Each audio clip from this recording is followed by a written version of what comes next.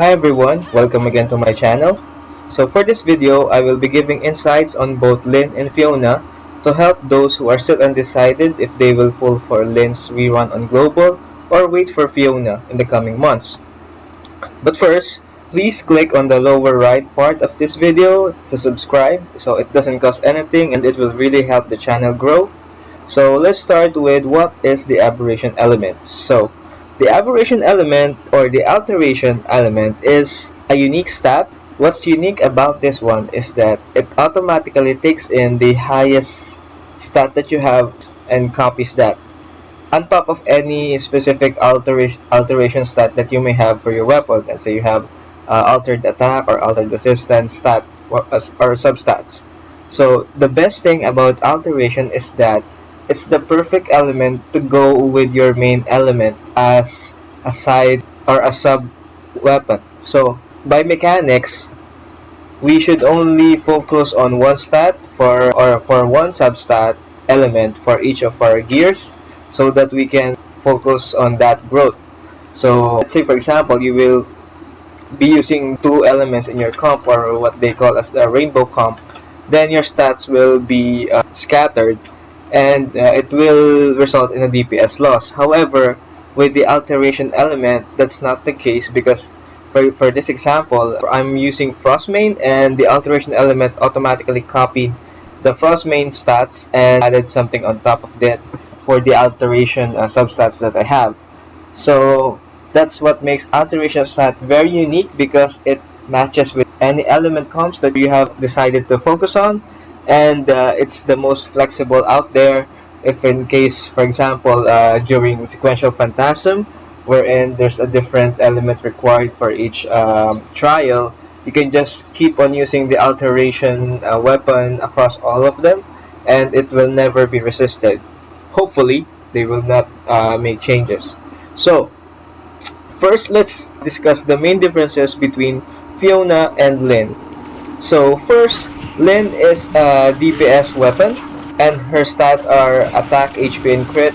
So that means that if you want a DPS resonance or an attack resonance, you just need another DPS weapon in your loadout or as one of the three weapons. That gives you flexibility on the third weapon. It can either be Fortitude or a Benediction type, and you can still keep your DPS resonance. However, Fiona is a bit on the defensive side, so her weapon is Benediction type, Lunar Stars, and instead of crit, it has resistance. So a bit defensive, but both of them has S rank for both Shatter and Weapon Charge, which is really still good. However, for Fiona, if you wish to maintain a DPS resonance, you have to maintain the other two weapons as attack weapons or DPS weapons. Also, you don't have to reach so much because there's this thing that we call as balance resonance, right? So it's any combination of these three. And for Fiona's kit, the balance resonance is treated the same as the attack or the DPS resonance. Also, if you have any questions about Fiona's kit, you can click on the upper right corner of the video and where I showcase Fiona and how her kit works so you have a better understanding. Her playstyle is meant for you. So let's start with each of their added support for your lineup. So Lynn's kit is mainly focused on her Moonlight Realm, which adapts to whatever element you're using and provides various buffs to your team. So the difference is that Fiona's kit is more flexible in terms that you can select any skill you have that it's not really dependent on your element but depending on your playstyle. You can either use buffs for elemental damage, you can use buffs for increased skill and discharge damage and so on.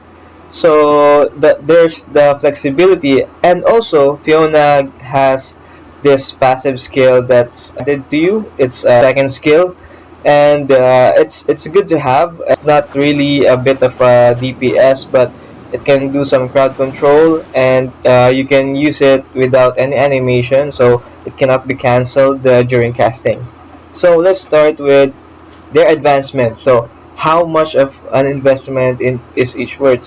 So let's start with Lynn. So for her advancements, The minimum that's you would want Lynn to have a reliable sustained off-field DPS is at her A3, because that's the point where the amphiphilium flowers from her Moonlight Realm will be homing on the enemies. However, for Fiona, her kit is basically complete at A0, and starting from her A1 is the presence of her crystals, which additionally adds damage buff to your comp depending on the number of crystals. For their matrices, let's start with the two-piece. So for Lynn, she adds attack boost, which increases to 5 stacks. So depending on how fast you can hit, you need to generate 5 stacks first before you switch out. For Fiona, for a two-piece set, you just need to deal damage once, and you have the full buff for entire duration.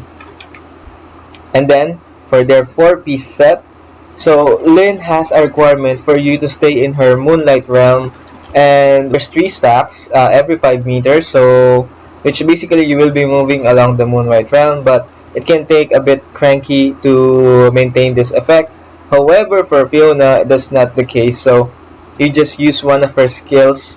And by the way, her bonus skill is considered as one of those scattering element skills, so Fiona's 4-piece buff is pretty much always consistent. You can just recast the bonus skill even if you're on another weapon, and you can maintain that effect.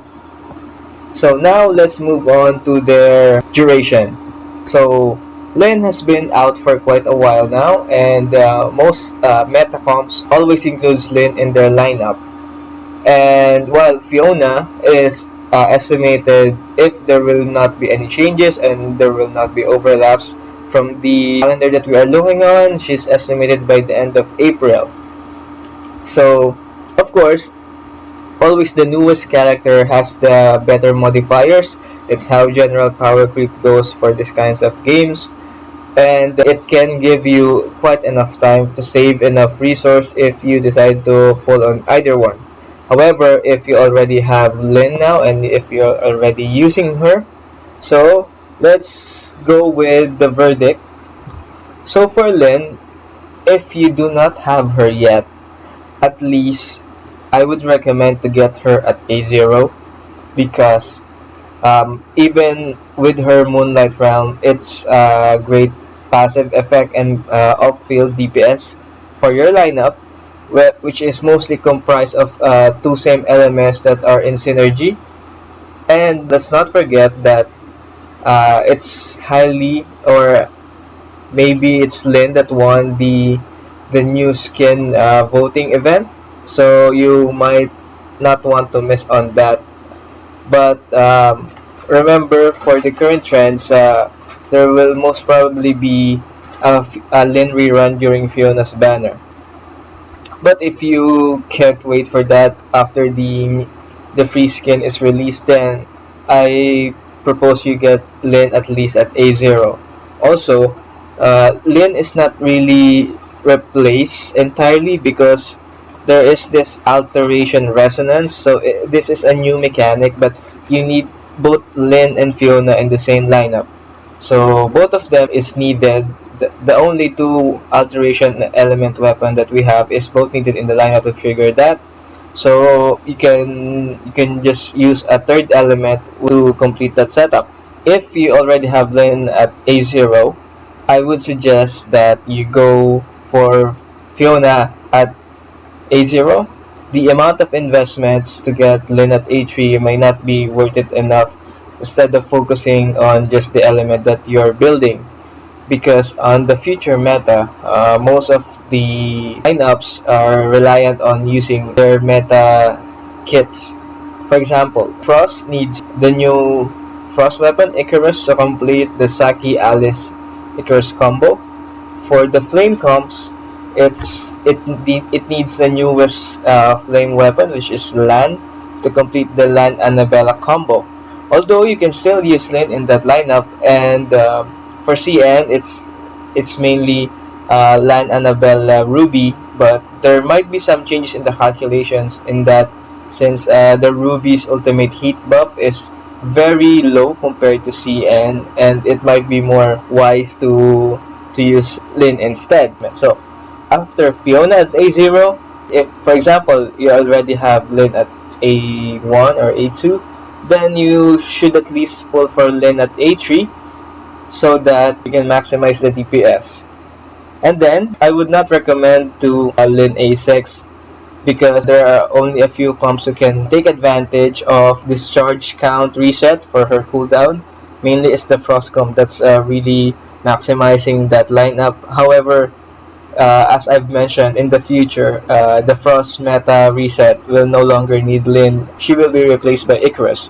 So there's no point in targeting her A6. If you already have, let's say, Lyn at A3, I would then recommend to save enough for Fiona at her A3 because it adds a lot of damage. But if you can squeeze a few more, you should save for A5 because Fiona at A5 will be more consistent with the crystals buff.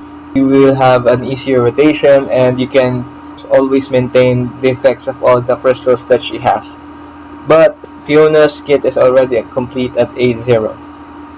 So for the matrices, if you already have Lyn's matrices at 4 piece, it's good to keep them at A0 and save the other resource you have for pulling on Fiona's matrices.